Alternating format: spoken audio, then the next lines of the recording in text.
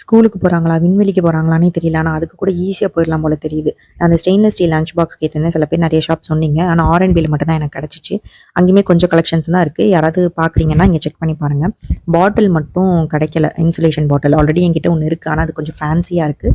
நான் இங்கே பார்த்தது எல்லாமே வந்து கொஞ்சம் குவாலிட்டி கம்மியாக இருக்குது. அதனால் அது நான் வேறு எங்கேயாச்சும் பார்த்தா நான் வந்து ரெஃபர் பண்ணுறேன்.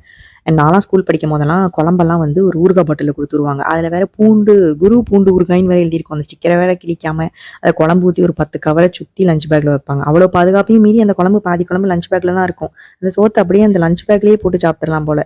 அப்புறம் வாட்டர் பாட்டில்லாம் வந்து 7up, ஃபேண்டா. அந்த ஃபேண்டா பாட்டிலில் கூட கண்டுபிடிக்கலாம். 7upல அந்த 7அப்போடையே சேர்த்து அது தண்ணியாக 7அப்பானே தெரியாமல் ஊற்றி கொடுத்து அதை குடிக்காமல் வந்து அது என்ன செய்யும் அப்படின்னு வேற கேட்பாங்க. அதை வேற குடிச்சிட்டு வேற வந்துடுவேன்.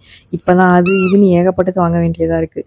ஆக்சுவலாக ஸ்கூலுக்கு வந்து ஒரு பேக் ஒன்று பேக் பண்ணியிருந்தேன். என்னென்னா ஒரு செட் ஆஃப் ட்ரெஸ்ஸு, அப்புறம் வைப்ஸு, டயப்பர், ஒரு டவல், இது எல்லாத்தையுமே வந்து ஜிப்லாக், அது கொஞ்சம் டிரான்ஸ்பரண்ட்டாக இருக்கும், ஈஸியாக பார்த்துக்கலான்னு வச்சுருந்தேன். அண்ட் லேபிள் போட்டு ஒட்டிட்டேன். உங்களுக்கு ஸ்கூல்லேருந்து ஒரு கைட் புக் வந்திருக்கும், என்ன கொண்டு போகலாம், என்ன கொண்டு போகக்கூடாது, என்ன பண்ணணும், அதெல்லாம் அதை பார்த்துக்கோங்க.